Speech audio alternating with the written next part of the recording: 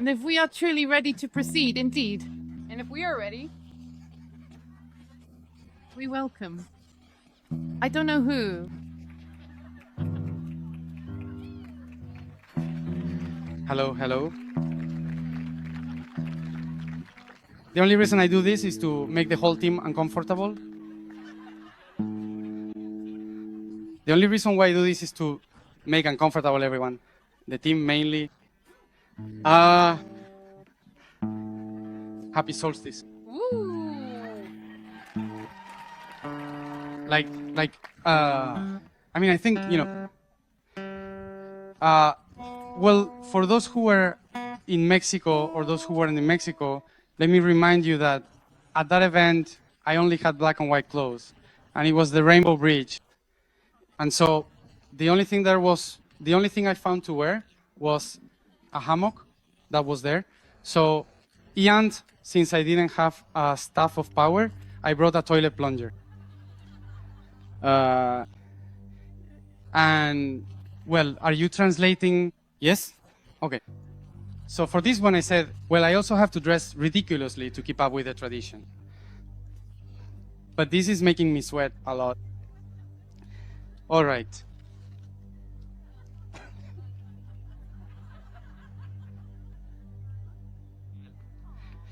It's just that when I saw that Sabrina put all those beautiful colors in her hair, I said, I have to put something on somewhere. And the only thing I had to attach was that.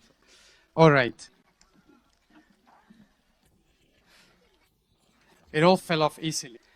Well, thank you all for coming all the way to the Lost Mountains of the Basque Country.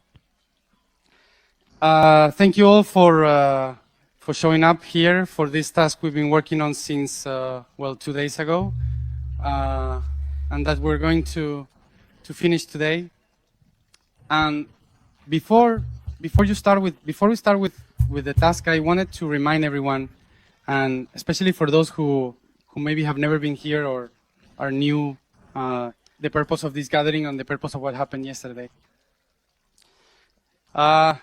Remember that we're playing a lot of music. We're going to work with a lot of music and try to have fewer words and more frequency, because what we're trying to do is reactivate something that's encoded within our cells, within our DNA, which is structured through vibration. So words and in rhythm, which is poetry or music, help to unlock certain patterns, certain information that is within us, and that, as I said yesterday, any personal transformation is a collateral effect. It's not something I'm expecting, but actually, when we're together, what we do is put ourselves in service of something greater, something bigger. So, culturally, we have believed that each individual, each human being is separate. So we always tend to seek personal well-being.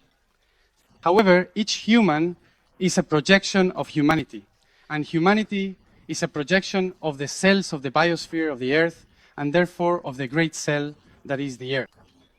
Therefore, all the cells we have inside, the DNA, the information from the atoms, from the molecules that make us up, are ancestral information that is being activated all the time, even if we are not directly connected to that information. That is to say, everything that happens in the world affects us, just as everything we do affects the world.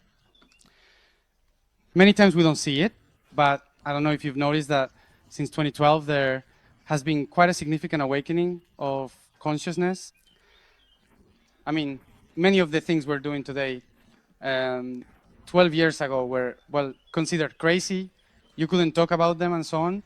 Therefore, there really was a shift in consciousness from 2011 to 2012. What happens is that humans tend to complain all the time because we're focused on the present, right? We think that if things aren't happening right now, it's because they're not working. And yet, in 12 years, there has been a broader awakening of consciousness than in the last 500 years. And in the last 500 years, it was broader than in the previous 3,000 years. Therefore, change and transformation are accelerating. What happens is that the greater the transformation, the greater the chaos. Because when things move very quickly, there is no stability. So rapid transformation means more chaos. Therefore, when you look at what's happening in the world today, we might interpret that there's a lot of darkness in the world. In reality, there's more light. And since there's more light, everything is extremely chaotic, because the more light there is, the more radiation. More radiation means too much visualization, too much information, and the biological body can't assimilate it. The mental body can't understand it. So that's why with an excess of light, it ends up triggering the unblocking of shadow programs. And for that very reason, one of the most important things we have to do right now is to recognize the patterns of the shadow in order to organize the light, right? And this has nothing to do with anything spiritual. I mentioned this yesterday, but I'm repeating it for those who are new here. This has nothing to do with anything spiritual. It has to do with something very concrete, which is the radiation that breaks the phosphorus chains in the DNA inside a cell. The great dragon of consciousness that contains all the genetic codes is the spiral of fire that moves within the cells. In other words, that phosphorus chain that forms the rainbow chain, which is our DNA. When the sun's radiation passes through the cell, it cuts that chain, which is like Archangel Michael cutting off the dragon's head, killing the dragon. It severs that dragon and a mutation, of course, that leads to evolution. This happens every day. Every time we sit in front of the sun and say, what a beautiful day, how brightly the sun shines. Inside, we are experiencing the battle of consciousness, right? Between light and shadow. So the greater the amount of light, the more transformation there is, and therefore more mutation, but also more transmutation. To destroy, that is, if right now, at this very moment, all of us together connect with God, we disappear. I don't know if you knew that. We disappear because suddenly there is no structure capable of withstanding such divine power. So there is no refraction of light, therefore I can't perceive forms, so nothing exists, right? Basically, we return to everything or nothing. It's a very nice concept, but when you're human and you say how lovely it is to go on a trip, to eat with friends and all that, forget about it. So darkness, in a way, is a tool for the refraction of light to allow the divine to experience what divinity is. But as I said, the greater the radiation, the greater the light, and therefore the greater the chaos. But despite that, there's still, when these kinds of refractions happen, this kind of intensity, it's a call for us to prepare for evolution. So we are entering a major process of evolution, which is not that it didn't exist before, but rather that the process is accelerating, right? And as the process accelerates, the conflicts to dismantle previous patterns become more intense. So we are here. We begin this task of 2025 with the dragon, Quetzalcoatl, in Mexico. Quetzalcoatl, the feathered serpent, is an ancient symbol that refers to the guardians of consciousness, to the guardians of the earth. That is, to all the animist beings who once guarded the information of being of consciousness. And that dragon, let's always remember, dragon, comes from the Greek word meaning the one who observes, the one who stares fixedly. Drakon is not a snake with claws or anything like that. It's a guardian. That's what dragon means. And it refers to the single eye that observes everything. Or a star at the North Pole, or our single eye at the center. To face the dragon is to become fully aware of the unique vision that unifies both eyes, light and shadow into a single gaze. If we are constantly struggling between truth, believing that one eye or the other should see above the rest, right? What happens is that we are either one-eyed or cross-eyed, right? And therefore, we cannot focus the single vision, which is the dragon. The dragon, the the dragon refers to finding focus, to being able to contemplate and observe something in front of us without losing attention on that focus. That is our north, who we are, why we are here, all the key questions, finding focus. So that's what the dragon refers to in our lives. And to reach that vision, we have to unify everything that is broken, destroyed within us. That is the rainbow bridge, which we call Kundalini or serpent of light, which are actually all the mirrors or refractions of the molecules that carry the light from one atom to another until full consciousness, which is the dragon. For the dragon to be balanced, we have to think about the following. We have cycles of the dragon's balance. How is it balanced? Through the heart, the rhythm of the heart. Thump, thump. The heart has 4 chambers, right? If we look at the heart, let's imagine it as a circle with a cross in the center. Blood enters, blood passes through, blood is processed, blood leaves, right?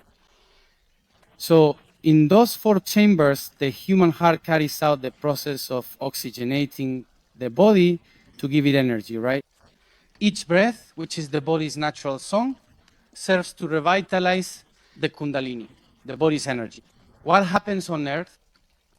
On Earth, we also have the dragon. We also have that information. And we also pass through a cross. That cross we pass through is called the solstices and equinoxes. Spring, summer, autumn, winter, right? We call it the heart of time. And it's like passing through the 4 chambers of the heart. In that process, the blood, which is us, the iron that is each living red blood cell and each white blood cell, become oxygenated, right? With the spirit through the initiatory path of the body, of the earth. So in that process, what happens is that the breath takes thousands of years to inhale, thousands of years to exhale, thousands of years like that. So in those cycles, that breath starts to sound like a song. And I describe this process as a music box. You know those little boxes where you turn the handle, the ones you buy as souvenirs, right?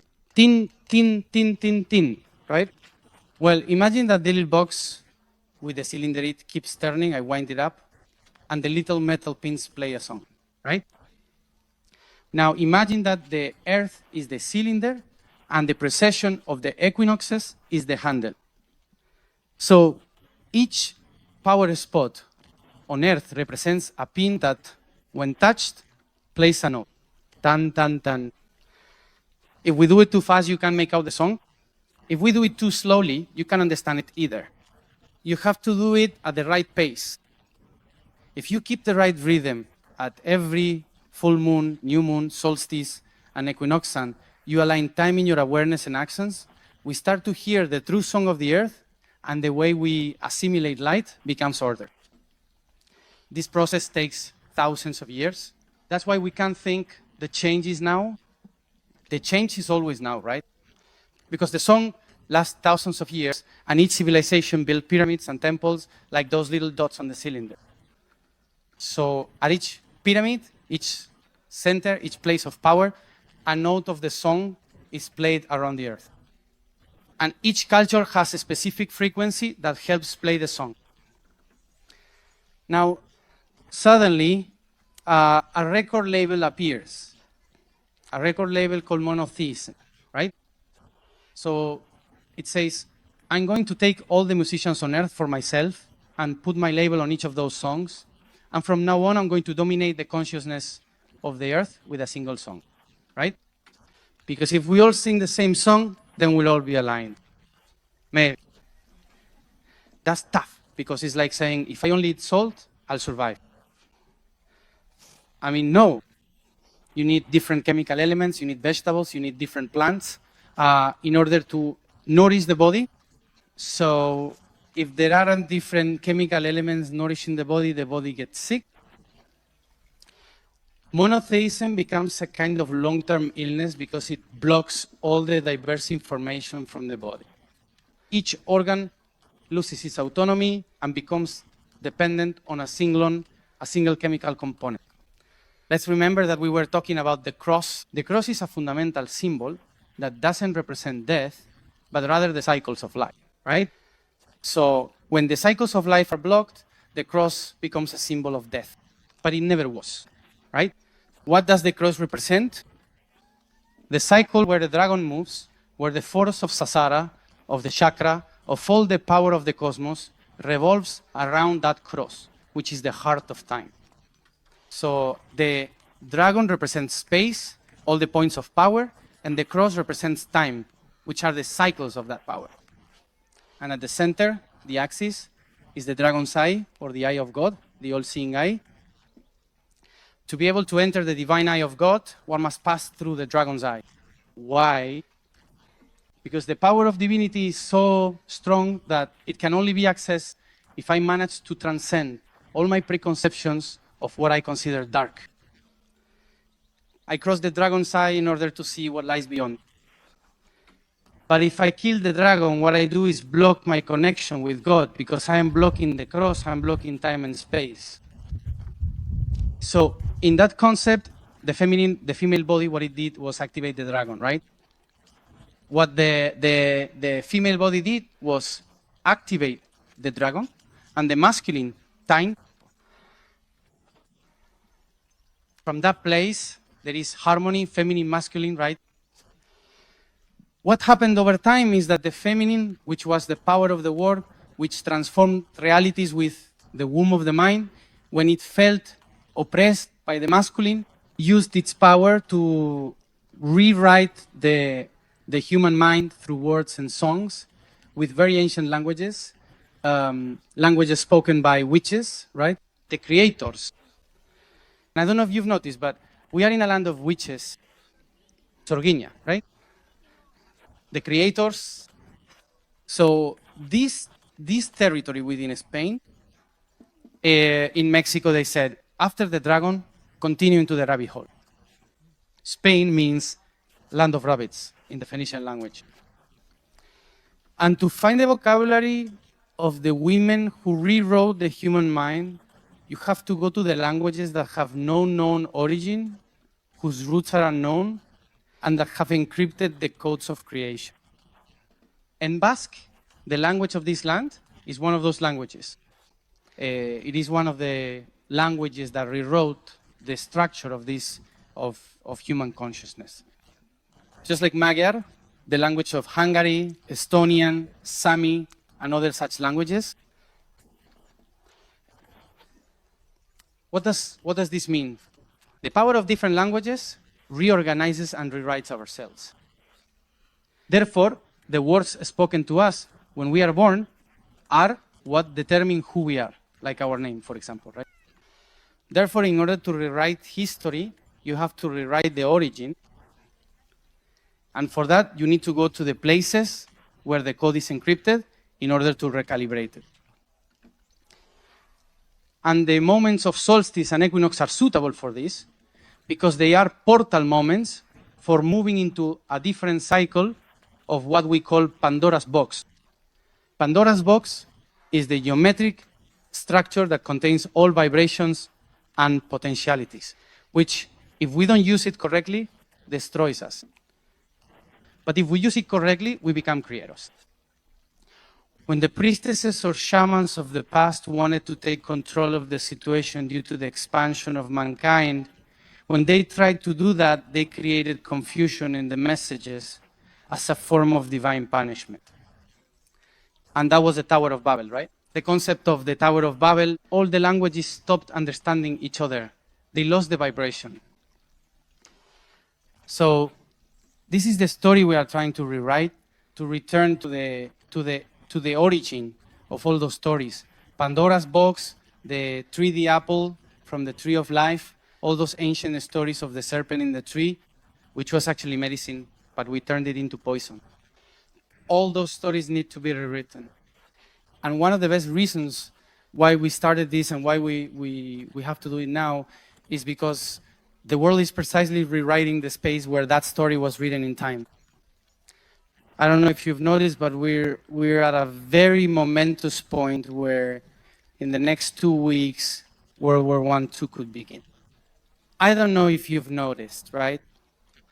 And the reason for this basically is that Iran represents the heart of the system, of the serpent. Iran is the heart of the planet's Kundalini. And if we're talking about calibrating time, solstices, and equinoxes, the 4 chambers of the heart, in other words, Iran has to open its heart. Obviously, since the level of consciousness on the planet is still chaotic and dark, all the outcomes that draw attention to that territory will be chaotic and dark as well. But here, we're not working for either the light or the darkness. We're working for consciousness. And consciousness goes beyond conflict. Because someone might say, stop the war. Stopping the war, for example, in this context, would then mean endorsing the oppression of women's power in Iran, that the feminine power continues to be oppressed, for instance, right? There are a lot of things we need to take into account regarding energetic and historical blockages that are happening. And when humanity's consciousness is not properly aligned, it is conflict that brings about awakening. I don't know if that's happened to you, right? Most of you are probably sitting here because of an awakening of consciousness that didn't come from meditating. I'm absolutely sure of it, right? I mean, in your own lives, you've gone through a holy war to end up sitting here, most likely, right? So if that happens to you in your own life, just imagine the Earth, right? The Earth also goes through those kinds of processes. And what we're going through now doesn't really affect the Earth itself. It affects you as the Earth's consciousness. The Earth has been through worse things. I wouldn't worry too much about the Earth. But what does matter is that we need to calibrate ourselves for this time. So what we're going to be doing, what we did yesterday, for those who weren't here yesterday, what we did was go through the different layers of water in a cell: Cancer, Scorpio, Pisces, calibrating the 3 levels of consciousness of Theos, the water, of the cell's plasma, to reach the sacred fire that is in the DNA, in the chemical element phosphorus. Phosphorus also has another name in Latin, which is Lucifer. So, I mean, I'm sorry to say it, but everyone has Lucifer inside them. In every cell of your body, it's called phosphorus, the one who carries the light. It's said to be the bearer of light, phosphorus. The same as Lucus Ferus, right? The one who carries the light. This is a system that is not against creation, but rather has been protecting us from radiation. The problem is that when a protection becomes a pattern, it later prevents us from coming out into the light. But that doesn't mean it's against us. It's like that mother who says, don't touch that, you'll get burned. Careful, don't climb on the table, you'll fall. So there comes a point when we're afraid of everything, because they keep telling you, no, no, no, no. However, the mother was protecting you, right? Therefore, the structure of our DNA tries to protect us from the dark light all the time. That's why we can't fight against what we are, but we can learn to use it correctly. The idea behind these gatherings and the balances we want to achieve has to do with learning to use darkness in favor of the light, right? Just as it was done before in shamanism, in animism. And in this way, unite all the forces from different perspectives, traditions, religions, as a single thing. Because in reality, they're all talking about the same thing, but in fragments, in fractals. And that is the rainbow bridge. One says, red is better than orange, yellow is better than green. But they're all fractals of light. Therefore, one of the calibrations we're going to do today is to use our story, our body, in service of calibrating something very specific, which is the olive tree. Why the olive tree? The olive tree is the source of the oil used to make the ointment, to consecrate consciousness, right? That's why in the Middle East, the olive tree became a symbol of Christ. The Mount of Olives, the olive tree, as the consecration of Theos, the Spirit, as the crowning of Christ. So for the Christ consciousness, Yeshua, to truly be active within us, what we need to do is raise the serpent up the tree. but this time without killing it, rather by making it Christ-like, unifying the Kundalini with consciousness. That is the purpose. That is the intention. There is no truth above another. They are the two forces, both part of the same nature. And the genetics of the olive tree lead us to the Jordan River, between the Sea of Life and the Sea of Death, where history is reprogrammed, where right now our reprogramming has begun in the Middle East. So whether we agree or not, whether we are against or in favor, and each one having their own point of view, I think we can all agree that to transcend to a new level of consciousness, we must calibrate the polarities in the tree of life. It's something basic. It's the reprogramming of a cell, neither against nor in favor of anything. And that's why, with music, we are going to calibrate.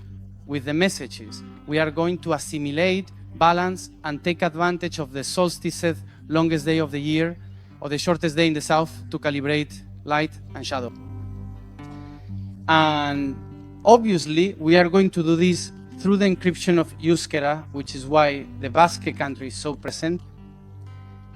And through the encryption of Euskera, protecting ourselves from the empire of Latin and Greek, from our own minds, because our minds are dominated by Greek and Latin, encrypting the code in the olive tree through a more ancient language born from the Atlantean peoples, rewriting that history and connecting ourselves to a frequency that is higher than that of the Earth.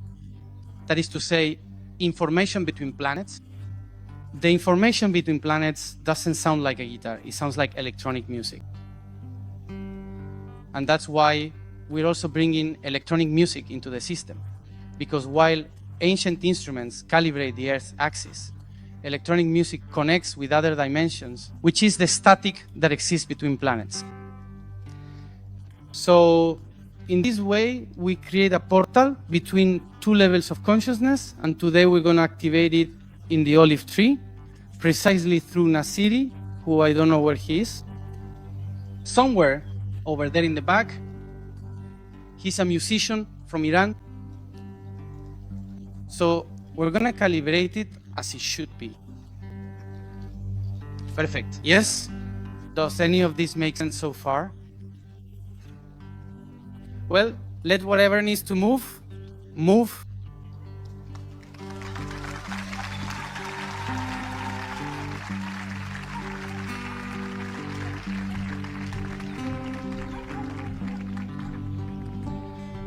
Thank you to everyone who's also watching from other parts of the world, who are joining us via streaming, and who are also actively expanding that vital network that we are physically anchoring here in this specific location, diligently spreading its reach to many different territories and diverse regions across the globe. Shall we take a moment to reflect on this significant achievement? Yes?